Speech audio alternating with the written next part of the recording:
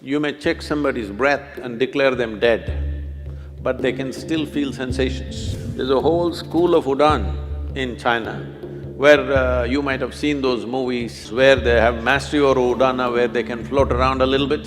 There are yogic practices to activate this. If jnana recedes, even when you're alive, body will begin to rot. There are certain types of snake venoms which can do this. This is the reason why in this culture you have rituals running up to 14 days.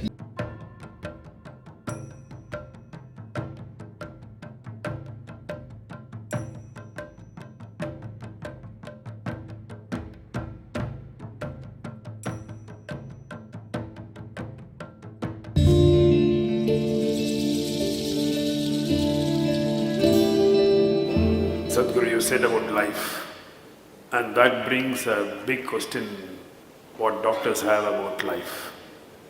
Now they say we have 1 trillion cells in our body, and each of these cells is living by itself. And when you say a patient is no more, it's just that the brain dies after 2 or 3 minutes, but still a large part of his body is still alive. That has changed now. Doctors are saying the brain lives for over 10 hours. Today, the new… So he is dead, but the brain is living. His skin, his muscles, his bones live for many hours. So we have said he is dead, but a large part of his body is still alive. So, and these cells, even when after the patient is dead, you take these cells and… Those of you who are all shaving every day, even after you're dead, we still have to shave you, you know this. Yeah, the hair grows. That is why I'm ready, you know. Now, you asked why if somebody is dead, still some of the cells are active. It has been recorded up to 10 hours, there is a lot of activity, and actually the brain goes into a certain level of activity and produces certain very surprising elements in 10 hours after somebody is medically dead. As I said, dead bodies are given a shave up to 10–11 days. Why this is so? What we're calling as life physically is a mechanism on many different levels.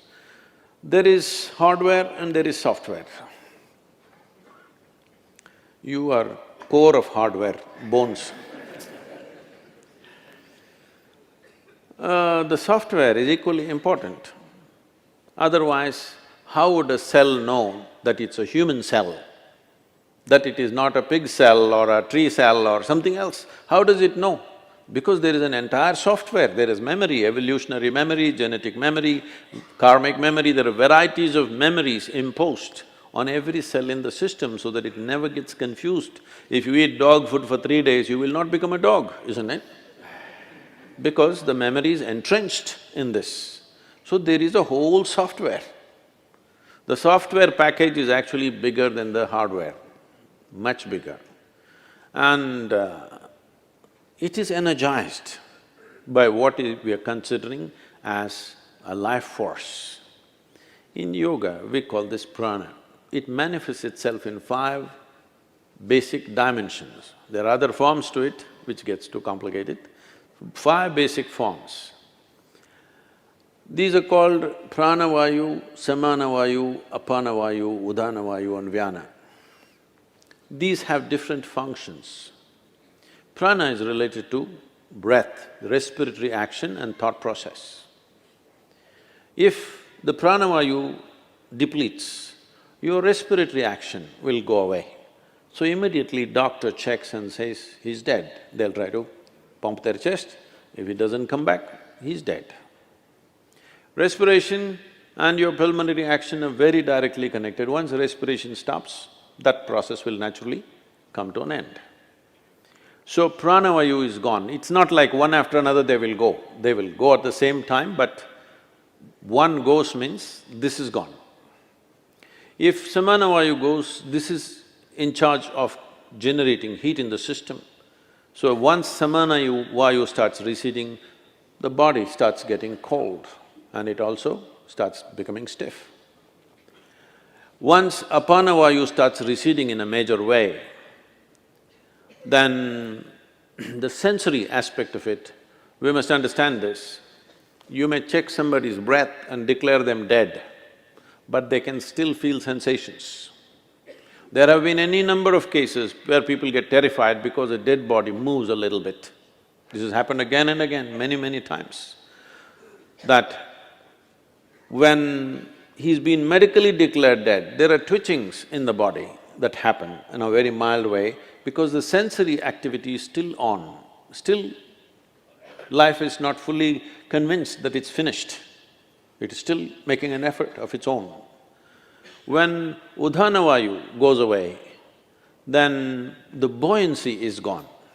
When I say buoyancy, see, you may weigh 70 or 80 or whatever number of… I'm sorry, maybe you weigh 50 or 55 kilograms, whatever is your weight, you don't… let's say you're very happy and alive right now, you don't feel 50 kilograms on you, isn't it? Hello? It is there. If you stand on the scale, it is there. But when you walk, it is not there, simply because this udhana creates a buoyancy. It makes you less available to gravity. There are yogic practices to activate this. There's a whole school of Udan in China, where you might have seen those movies, Hollywood movies, what is that? Crouching Tiger, something. What? Yes. So these are Udan schools where they have mastery over Udana, where they can float around a little bit. Well, little exaggerated in the movies, but becomes lighter, more buoyant body. For a martial arts fighter, to be buoyant is important. There have been many cases where certain ballet dancers and martial arts experts have shown what is physically not possible they have done by leaping up to heights which all physicists believe is simply impossible. But they've gone beyond that level simply by creating more buoyancy. So Udhana is in charge of buoyancy. Once Udhana starts receding, suddenly body becomes heavy. Always it was the same weight. Weight does not increase, but you can feel the weight much more simply because Udhana is gone. This, doctors may know, maybe doctors don't do it, the people who work in the hospitals may know, carrying a live person and a dead person, there's a big difference. Simply because Udhana is gone, there's no buoyancy. The fourth dimension is called Vyana. This is preservative in nature. If Vyana recedes, even when you're alive, body will begin to rot. There are certain types of snake venoms which can do this. If they bite you, you will not die, but literally parts of the body will start falling apart simply because Vyana will recede and it will start falling apart. So, once Vyana recedes, the rotting process will begin. There are systems in yoga where we want all the seven to go reasonably together, within 1.5 hours we want it to go. In normal death, depending upon the age of a person, how vibrant a particular body is, it may take a long time. When I say long time, up to 14 hours it may take. Vyana may take up to 14 days to leave. This is the reason why in this culture you have rituals running up to 14 days, because they feel the Vyana may be still there, because when you bury a person, the Vyana may be still hovering there, so up to 14 days. That is the reason why within 1.5 hours, in this culture, that was the rule, if somebody dies within an hour and a half, you must cremate them. But then mistakes happened. When they were still alive, somebody put them on the funeral pyre, so they stretched it to 4 hours. Within 4 hours, you must cremate. But today, there are issues, all kinds of issues about it. So, people are waiting for 1 day, 2 days, daughter is in America, she has to come, she'll come after 3 days, and they will wait. But the idea is, for the one who is dead, we must understand this. You don't diagnose people as dead, you declare them dead, right? There's a difference. So when you declare them dead, for you they are dead. As far as that person is concerned, in a way, all that's happened is, he's disembodied. He's lost his body. All his life he lived thinking he's a body, never realizing the physical mass that we carry is an accumulation from this planet. He never realized that. When suddenly he slips out the body, he tends to hover around the body because he's lost his discriminatory intelligence. Once you leave the body, the discriminatory intellect is not there, so this tends to hover around that body. So in this culture we said, the moment we are sure that somebody is dead for sure, you must immediately cremate them, because it's good for that dead, so they know the game is up. And it's also good for the living.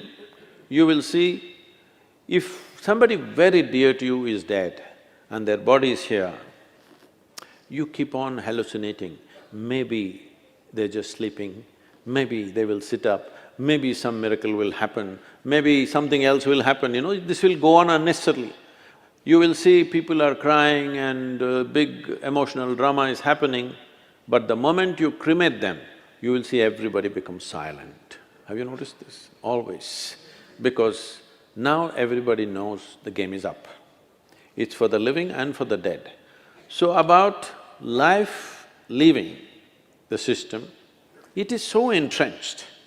It is not something, poop, it'll go away like this. In stages, it goes away. Because it's in stages, it came in. It's in stages, it'll go away.